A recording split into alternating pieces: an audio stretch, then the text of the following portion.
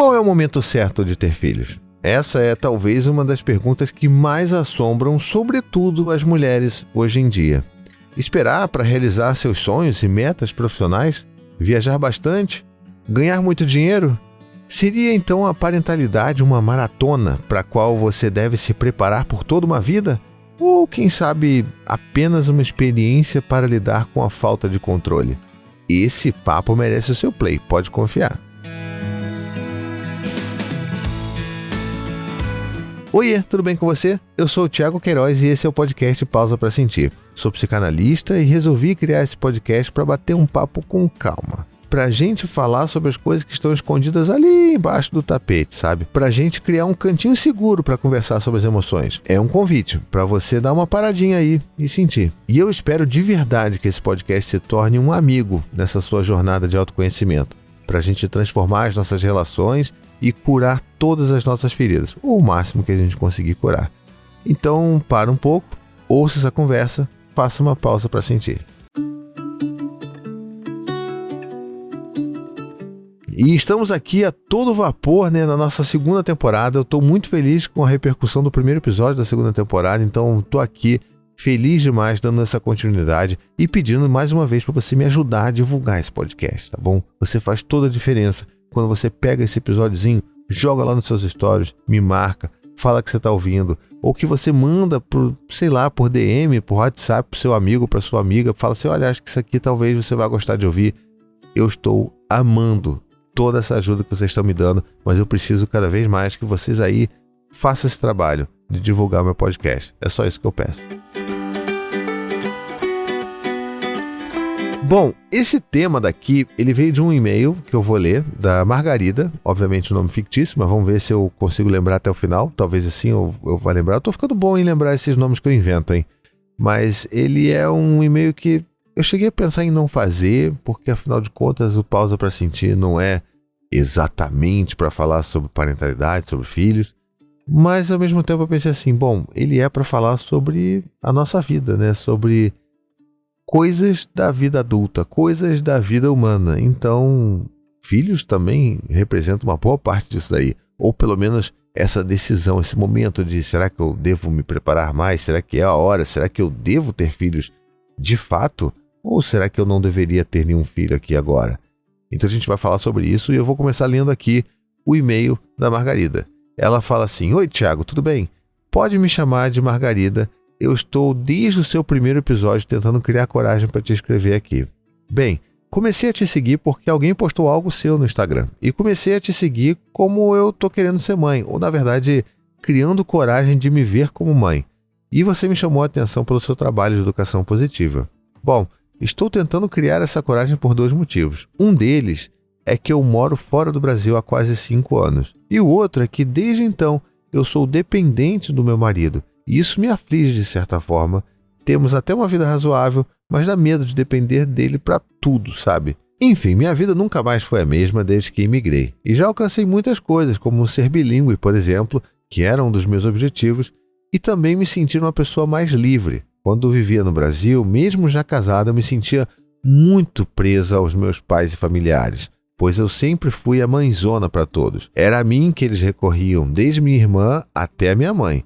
E eu era a pessoa que dava conselhos, ajudas, resolvia problemas, mas eu nunca tive isso pra mim. E ouvindo o seu último episódio, ficou muito claro, sabe? Eu nunca fui a pessoa que as pessoas ajudavam. Era sempre eu que ajudava. Até mesmo sem eles pedirem, eu já estava ali achando uma solução. E mudar para fora do Brasil foi libertador. Porque hoje eu me sinto muito menos na obrigação de resolver algo de tão longe que eu tô. E às vezes eles até me poupam de algumas coisas, pois eu comecei a impor limites também. Dizer que não quero saber de algum assunto ou pessoa e comecei a me abrir do tipo, quando estou triste e não quero conversar, é isso que eu vou falar. Eu tive um início de depressão no ano passado e eu comecei terapia. Hoje estou muito melhor, mas ainda faltam coisas a serem lapidadas e eu também a me reconhecer. Eu tenho muita dificuldade em pedir ajuda porque sou sempre eu quem ajuda. Mas eu fico exausta no fim das contas. E aí chegamos ao assunto principal, que é quando as pessoas perguntam se eu vou ser mãe já que eu nem trabalho. E por que eu não aproveitaria logo isso? E na verdade essas perguntas me incomodam, pois sou só eu e o meu esposo e só nós dois devemos saber se queremos ser pais ou não.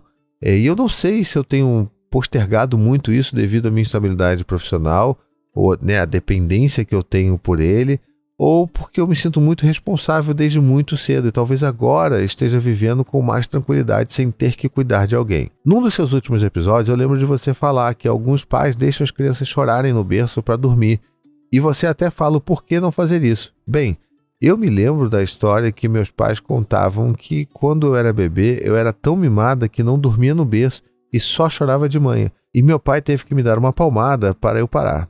Fez isso por alguns dias, e aí então eu aprendi, e eu era só uma recém-nascida. Eu cresci num lar extremamente tóxico e instável, e eu me tornei uma pessoa muito rígida ao longo dos anos. E um dos medos de ser mãe é esse: eu não quero ser a mãe que vai exigir do meu filho que ele seja calmo, ou que ele fale menos, ou que não goste de brincar com tal coisa porque vai sujar a casa, por exemplo. Enfim, obrigada por abrir esse espaço seguro e que mesmo nós adultos possamos nos curar um pouco mais. Obrigada pelo seu podcast. Ele tem me ajudado muito semanalmente nessa jornada de autoconhecimento. Muito bem, deixa eu lembrar, acho que é Margarida, né? Talvez seja. Muito bem, Margarida. Eu queria agradecer por você ter aberto o seu coração para mim aqui. Na verdade, eu sempre fico muito, muito, muito honrado de ver quantas pessoas que abrem, escancaram os seus corações aqui para mim e para todas as outras pessoas que estão ouvindo esse podcast. Mas eu acho que o seu tema ele passa a ser muito importante porque ele caminha entre limites e entre a parentalidade, no seu caso, maternidade. Então vamos tentar separar um pouco esses temas para a gente tentar entender aonde que a gente pode chegar nessa conversa. A primeira coisa que eu preciso dizer para você aqui, logo de cara, e para qualquer pessoa que esteja ansiosa ouvindo esse podcast, falando assim, caramba, será que eu deveria? Tá todo mundo me cobrando? Bem, não existe uma regra para isso, tá? Você não tem que fazer nada para se preparar para ter filhos, porque nada, em última instância, vai preparar você para ter filhos. E isso foi um dos grandes aprendizados que eu tive, sabe? De achar que, bom, tá ok, estou esperando aqui o meu segundo filho nascer, vou ler um livro sobre irmãos. E não é nem 10% daquilo que eu vivi com eles. E muito menos com 2, com 3 ou com 4 filhos, sabe? Então, assim, a gente pode até começar a tentar elaborar algumas questões sobre esse cuidado. Isso é legal, é importante, é positivo? É, mas não é obrigatório. E é justamente aí que a gente precisa prestar um pouco mais de atenção, porque às vezes a gente está colocando tantos... Não, eu preciso fazer isso primeiro, eu preciso fazer aquilo primeiro, eu preciso viajar primeiro, eu preciso ganhar mais dinheiro primeiro. Ok, dinheiro na nossa sociedade, infelizmente, é uma coisa que é muito importante para a gente poder pensar em criar filhos. Mas, de uma certa forma, às vezes, quando a gente não se sente preparado, você não se sente com tanta vontade de ter, a gente começa a terceirizar essa responsabilidade e fala, não, porque eu preciso fazer isso primeiro, preciso fazer aquilo primeiro. E, assim, eu acho que o primeiro passo é esse, a gente tentar ser genuíno, ser honesto com aquilo que a gente pensa, com aquilo que a gente quer ou com aquilo que a gente deseja. Porque, na real, não tem como você se preparar. Você nunca vai pensar em, eu preciso estudar esses livros aqui para depois eu poder ter filho. Não, porque vai ser muito diferente.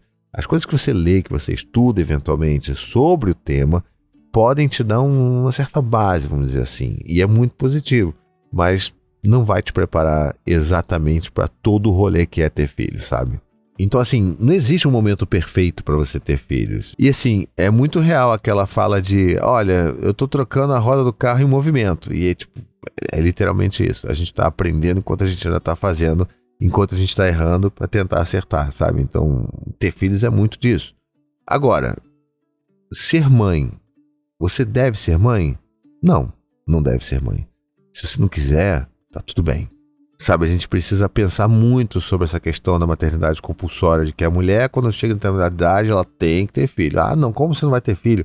Né? Como você relatou no seu e-mail, não, mas você não trabalha, você não faz nada, então tá ótimo, você já pode fazer alguma coisa. Sabe, não é sobre isso.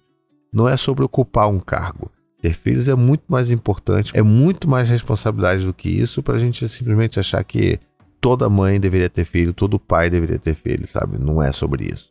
E quem pensa dessa forma, na verdade, faz com que quem pague por esse engano é a própria criança, tá? Que vai ter ali um cuidado que às vezes não é um cuidado excelente, um cuidado que precisaria ter, porque aqueles cuidadores ali, aquele pai, aquela mãe, não queriam de verdade ter um filho. E aí, como é que a gente resolve isso? Muita terapia, né, minha gente? Mas assim, poderia evitar se a gente pudesse olhar de uma forma mais genuína para os nossos sentimentos e para os nossos desejos. Só que, por outro lado, é sempre bom também pontuar o quanto que isso é inteiramente diferente do que algumas pessoas acabam divulgando aí movimentos de ódio à criança, né? Hoje mesmo eu tava vendo no Twitter alguém falando, eu adoro criança, mas assim, gente, não levem filhos pequenos para restaurantes, porque eu quero comer sem ouvir criança brincando. Então, peraí. Então você não gosta de criança, porque isso é a coisa que criança faz.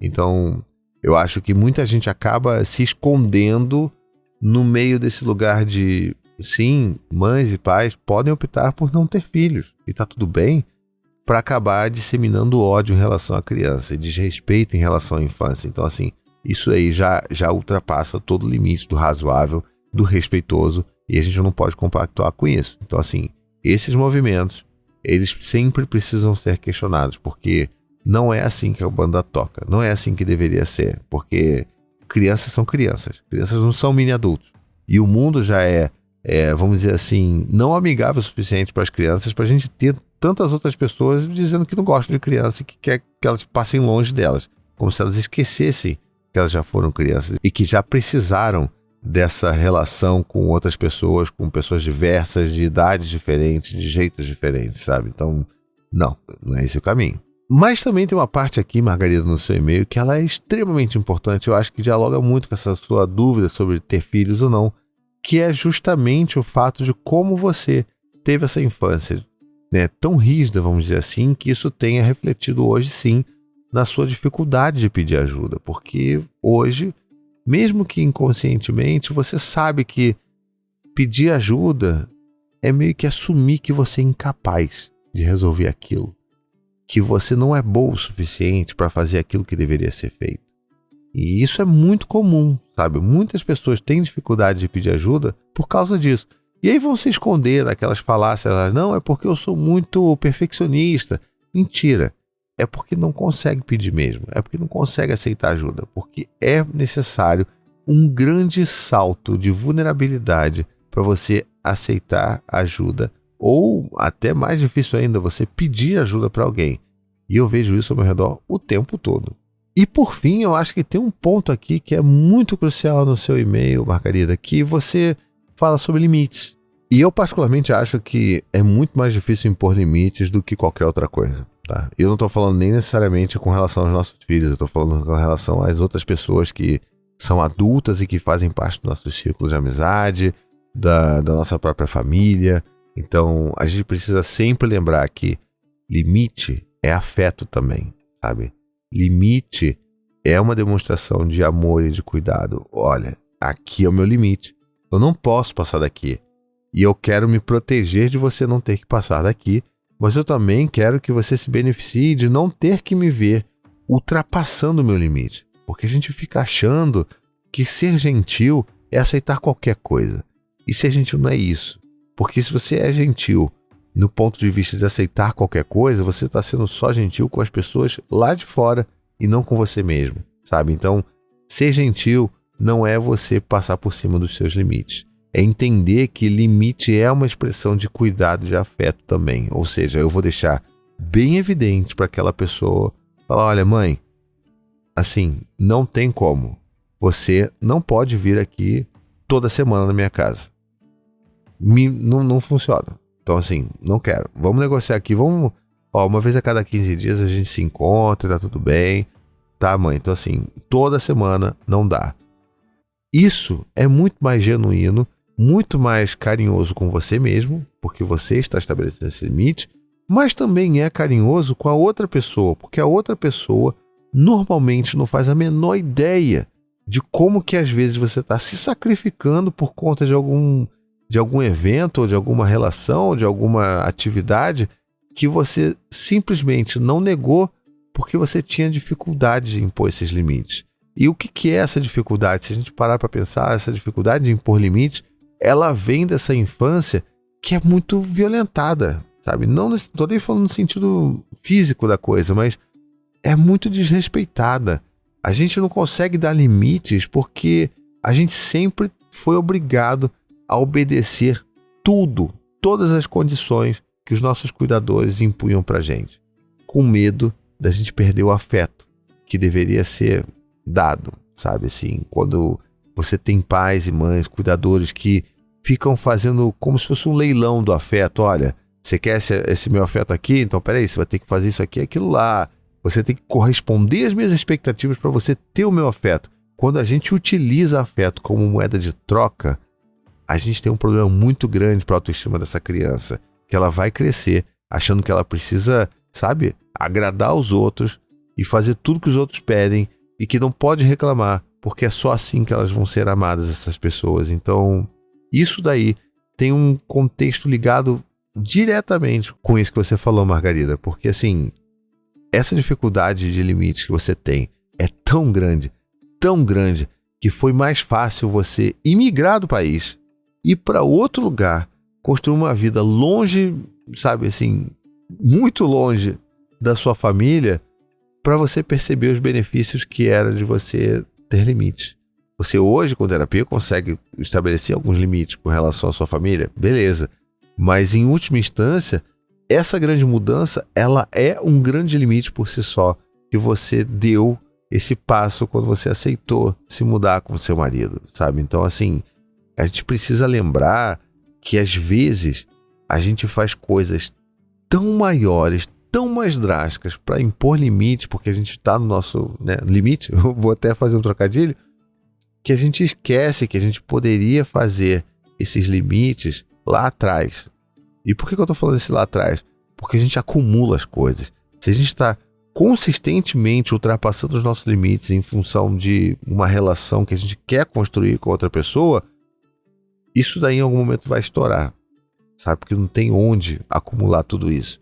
E principalmente, a gente não está sendo genuíno com aquela outra pessoa que a gente chama de amigo ou de amiga. Porque assim, se a gente não bota limite, se a gente finge que está tudo bem sempre, a gente não está sendo honesto para essa pessoa e fala assim, olha, isso daqui não funcionou, isso daqui não foi legal. O que a gente pode fazer para mudar? Então, é aí que eu preciso focar mais no teu e-mail, sabe, Margarida? Que assim, limites são importantíssimos. E pode ser que você chegue num momento que você, sabe, vai ter que impor um limite de uma forma talvez mais dura e que isso vai exaltar os ânimos das pessoas, né, que estão ali envolvidas nessa conversa, mas eu preciso que você saiba que é questão de fortalecimento. E quando você se respeita a ponto de impor limites para os outros, você percebe uma coisa muito especial, que você não tem que se diminuir para caber dentro das expectativas de ninguém. A gente está sempre fazendo isso, um contorcionismo ali para conseguir caber naquela específica condição que aquela pessoa colocou para mim. E se você faz isso, você está negando sua própria essência, sabe? Então, limites estão totalmente ligados com tudo isso. De novo, não é fácil, tá? Eu tenho dificuldade de botar determinados limites com a minha mãe também, sabe? E não me mudei para outro país. Mas às vezes eu penso assim, puxa, se eu morasse muito, muito longe, isso não seria mais um problema. Eu entendo você nesse sentido, mas eu acho que a mensagem principal que eu queria trazer aqui é que, justamente por conta dessa discussão de maternidade compulsória ou não, a gente precisa dar um passo anterior e entender que limites são importantes em quaisquer relações. E que se a pessoa que você impôs o limite ali, ela não consegue reconhecer esse limite ou que ela não consegue respeitar esse limite, ela em última instância não está aceitando você e não está também demonstrando que ela tem afeto por você. Então talvez seja questão de até, talvez essa seja uma amizade que eu deva me afastar e procurar outros lugares, sabe? Então tem muito disso que eu queria compartilhar com você. Eu espero que tenha feito sentido e se fez, me manda uma mensagem de volta. Se fez, me ajuda a divulgar esse podcast por aí, porque eu faço tudo isso com muito carinho. Até me recuperando de uma virose com a voz um pouco falha, mas estou aqui fazendo para a gente não perder o nosso encontro de terças-feiras, que são sempre tão especiais. Eu vejo cada vez mais pessoas esperando pelo dia de terça-feira, essa grande nação pausadinha, para poder ouvir aquilo que eu tenho a trazer aqui. Então espero que tenha feito sentido para você. Espero que você tenha entendido da importância e do que significa colocar limites, não só para os nossos filhos, mas para os outros adultos que são importantes na nossa vida, sabe? E é claro, se você acha que todo esse episódio fez muito sentido para você, você pode me ajudar colocando ele lá nos seus stories. Bota lá, só um storyzinho falando, pô, tô ouvindo, caramba, quanta reflexão bacana. Obrigado, Thiago, me marca lá. Eu vou ter um prazer de poder ler o que você escreveu e também repostar. Então, assim, se você tem alguma coisa para me dizer, especialmente positiva, que as pessoas não costumam fazer isso, porque costumam só falar sobre as coisas negativas, mas se você tem alguma coisa positiva, fale, não deixe passar não. Isso me alimenta demais e você não tem noção, tá bom? Se você quiser mandar também o teu e-mail, mandar para mim, mandar seu caos, sua dúvida, sua questão, sua angústia, vai lá no pausaprasentirpodcast@gmail.com e a gente se encontra na próxima semana. Até a próxima, um beijo e fique bem.